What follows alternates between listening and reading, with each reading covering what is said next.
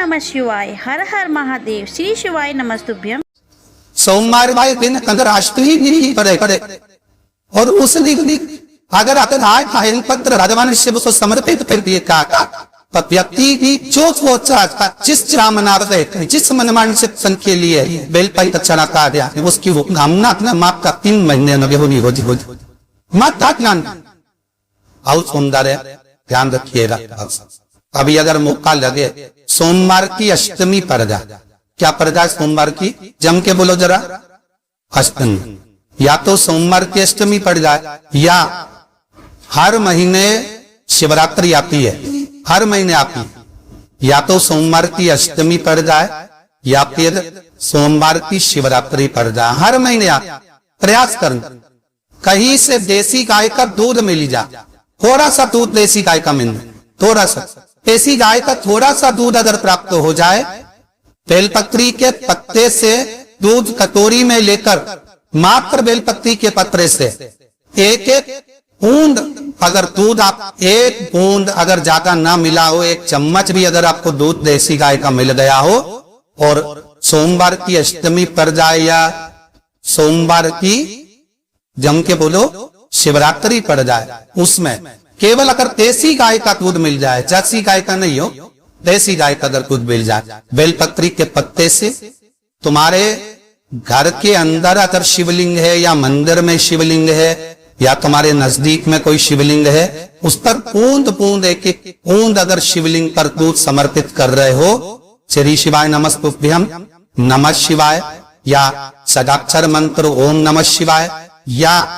33 अक्षर का मंत्र महामृत्युंजय मंत्र, इसका स्मरण कर कर शिव जी पर देसी गाय का दूध समर्पित कर कर इस बेलपत्री को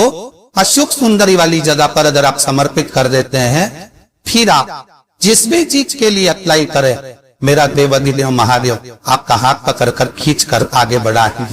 मेहनत करना, कर्म पूरा करना, पढ़ाई अच्छी करना और पढ़ाई के साथ में विद्याध्ययन करने के साथ में अच्छी मेहनत के साथ में भगवान शंकर को समर्पित करना। देसी गाय का दूध धीरे धीरे और देसी गाय का दूध जब धीरे धीरे समर्पित करें, बड़े रास्ते से आनंद से धीरे धीरे जब आप समर्पित करेंगे, बेलपत्री वही दूध में सनी हुई बेलपत्र अशोक सुंदरी वाली जगह पर, उस समय पर डंडी का हाथ शिवलिंग की ओर नहीं होना चाहिए, उस समय पर डंडी का भाग जहां से पानी देकर जाता है अशोक सुंदरी की ओर से, वहां पर होना चाहिए। कार्य में सफलता मिलती। शिव तत्व को धारण, सोमवार की अष्टमी का मतलब आपको इंदौर की कथा में बताया था, जिस दिन शंकर और पार्वती के मिलन का दिवस और केवल एक माता पार्वती के अकेले मिलन में 64 योग नियामक भगवान शंकर से मिलने के लिए सोमवार के अष्टमी के दिन अशोक सुंदरी वाली जगह, सबको मालूम है ना अशोक सुंदरी की जगह, अशोक सुंदरी वाली जगह पर 7 हल्दी की बिंदी रख दी जाए, लड़का लड़की जिसका विवाह नहीं हुआ उसका हाथ रख दिया जाए और वही हाथ के छापे पीपल के वृक्ष पर 5 लगा दिए जाए, महाराज 3 महीने में उसका विवाह पक्का हो जाता है। सोमवार की अष्टमी का इतना भाव धन सहज नहीं है। सोमवार के शिव और आपकी शक्ति का मिलन है सोमवार, भगवान शंकर और पार्वती का मिलन। ऐसी कौन सी कामना है जो शिव पूर्ण नहीं करते? बस आपका विश्वास, आप उस पर भरोसा करना तो पूर्ण करना। देवी के स्वरूप में यहाँ पर विराजमान होती है। 2 ये प्रयोग आपको केवल सोमवार की अष्टमी पढ़ने पर ही करना। कौन से दिन करेंगे? जम के बोलिए जरा, सोमवार की अष्टमी पढ़ने पर यह प्रयोग करें। बीच वाला जो पत्ता है उस पर तिला चंदन, जब आपको लगे कि मेरा जीवन बहुत कष्ट में, अब ये रोग, अब ये कष्ट पूरे ही नहीं हो रहा, अब ये आए दिन तकलीफ पर तकलीफ बढ़ती जा रही है, आए दिन रोग बीमारी, पैसा घर में बच नहीं रहा, बहुत कष्टमय जीवन है, इसमें लगाओ तिला चंदन बेलपत्री की बीज पत्ती, और बीज पत्ती पर जब चंदन लग जाए,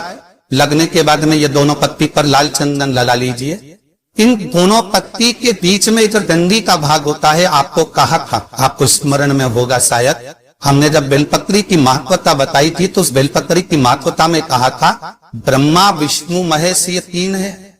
बोला था। बीच में ये बड़ी पत्ती से लेकर जो 2 पत्तियां होती हैं, इनके बीच में जो जगह बचती है, इसमें मां पार्वती के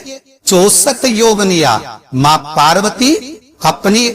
पूर्ण सिद्धि के साथ में जितनी भी देवी के स्वरूप में वो माता 64 योगनिया देवी के स्वरूप में यहाँ पर विराजमान होती है। 2 पत्ती के नीचे से जब डंडी होती है नीचे तक, ये पूरी डंडी में 33 कोटि देवी देवताओं विराजमान होते हैं इस पूरी डंडी के अंदर। तो यह बीच वाली पत्ती है, ये जो बीच वाली पत्ती का जो भाग होता है, इस पत्ती के भाग में शहद का प्रयोग कर यहाँ पीला चंदन, लाल चंदन, लाल चंदन, शहद का प्रयोग कर इसी तरह से पकड़कर ये बेलपत्री की जो डंडी है वो अशुभ सुंदरी पर जब आप समर्पित करें, जहां से जल बहता है उस ओर पर इस पत्ती को चढ़ाकर केवल आपके हृदय की बात कहता देवाधिदेव महादेव से कोई भी शिव जी का मंत्र पंचाक्षर नमः शिवाय, शराक्षर ओम नमः शिवाय, श्री शिवाय नमस्तुभ्यं या महामृत्युंजय मंत्र या महामृत्युंजय मंत्र, जो शिव का मंत्र हो आपके पास में, उसको बोलते हुए देवाधिदेव महादेव को धीरे धीरे जल की धार चढ़ाना प्रारंभ करो। जल की धार जब पूर्ण होने लगे, उसमें थोड़ा जल बचे, तब अशुभ सुंदरी पर जो तुमने बेलपत्र चढ़ाइए वहां उस जलधार को चढ़ा। ये प्रयोग आपको केवल सोमवार की अष्टमी पढ़ने पर ही करना। कौन से दिन करेंगे? जम के बोलिए जरा। सोमवार की अष्टमी पढ़ने पर यह प्रयोग करें और जल चढ़ाकर बाबा से विनती कर उसी बेलपत्र को वापस उठाकर कहीं जलाशय में या किसी पेड़ के नीचे विसर्जन कर दे और 1 लोटा जल वहां भी चढ़ा दे। बस निवेदन कर आ जाइए, मेरा बाबा 3 माह के अंदर हाथ जरूर पकड़ेगा और आपको दलदल से बाहर ठाकुर आपसे कहेंगे जिसके शरीर में सफेद चमड़ी पड़ने लगती है, चर्म रोग हो जाता है या चेहरे पर आंख के पास में पूरा कालापन आ जाए, उसको हमेशा याद रखना है लाल चंदन का लेपन पीपल के पत्ते पर करना। काय पर करना है? पीपल के पत्ते पर लाल चंदन का लेपन करिए। लेपन कर सोमवार की अष्टमी के दिन उसको लेपन कर वापस निकाल कर शंकर भगवान पर उसका धीरे धीरे त्रिपुंड बनाकर लेपन करना प्रारंभ करिए। जब आप त्रिपुंड बनाकर लेपन करना प्रारंभ करें, उसके बाद उस चंदन को जिस सोमवार की अष्टमी ये निकाल कर लिया है और निकाल कर लाकर उसको रखी निकले, उस चंदन का प्रयोग चर्म रोग के स्थान पर थोड़ी थोड़ी मात्रा में करना प्रारंभ करें पानी के साथ मिलाकर। परंतु उस चंदन को केवल 6 से 7 दिन में प्रयोग करिएगा, ज्यादा नहीं। धीरे धीरे चमड़ी, परंतु उसको सोमवार की अष्टमी के दिन सिद्ध कर बनाना है, उसको सोमवार की अष्टमी के दिन चढ़ाना है। श्री शिवाय नमस्तुभ्यं या ओम नमः शिवाय या पंचाक्षर मंत्र या महामृत्युंजय मंत्र, जो आपको शिव जी का जो नाम आपको याद हो उसको उसको लिया, उसको अपने शरीर पर लगाना प्रारंभ करो। उसका फल आपको 15 दिन के अंदर धीरे धीरे धीरे धीरे प्राप्त होना। लाल चंदन का प्रयोग शिव जी के और बहुत ध्यान से सुना भाई, बहुत प्रयास कर लिया, कामना सिद्ध नहीं हो रही। 1 लोटा जल लो, एक जल का पार लीजिए और जल के पात्र को लेकर उसमें थोड़ा सा लाल चंदन डालकर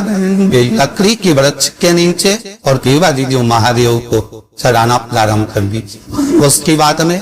1 लोटा जल सच फिर श्री शिवाय नमस्तुभ्यं बोलकर आपकी कामना कहकर भगवान शिव